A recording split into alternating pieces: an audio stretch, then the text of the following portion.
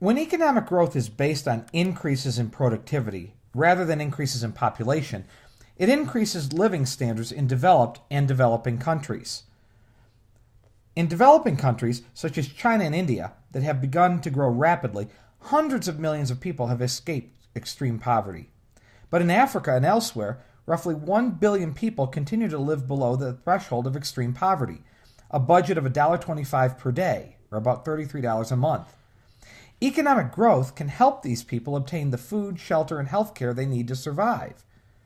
So why is economic growth so important in a developed country like the United States? Don't we already produce enough? In one sense, yes, we do. We have more than enough to satisfy our needs.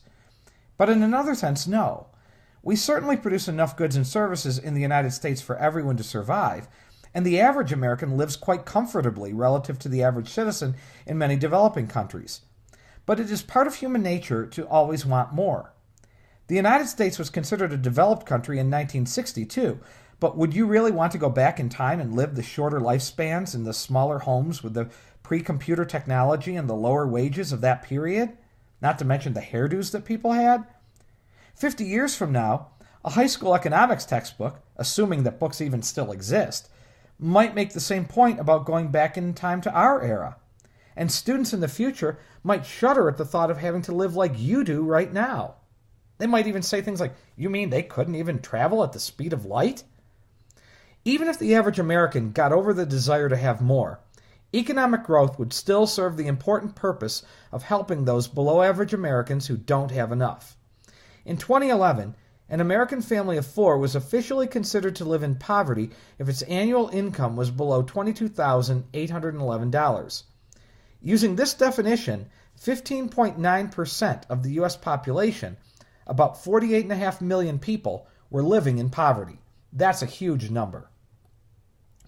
But there are several options for what the government or private charitable organizations could do with resources that could become available with more economic growth. Possible approaches, all of which are controversial, include the following. If we had more economic growth, we could provide additional direct financial assistance to the poor so that they have more money to spend.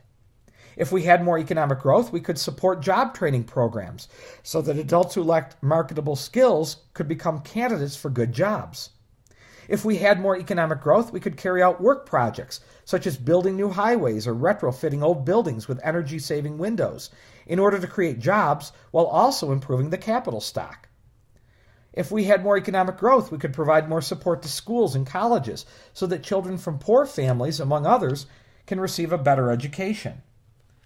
Now, all of these solutions that I mentioned involve trade-offs because they require the use of resources that could otherwise be used for other purposes. But as long as real GDP per capita is growing, we can divert more resources to solve social problems such as poverty without reducing the goods or services available to others, because there is more to go around for everyone. Finally, productivity growth can give us more free time. When productivity rises, real GDP per capita rises if we all work the same number of hours. But instead, we could work fewer hours and keep our real GDP per capita the same. That is, productivity growth can be used to give the average person more goods, more leisure, or more of both. Even if we felt we had enough goods, more free time would still be desirable. Productivity growth is the only way to increase leisure without sacrificing goods and services.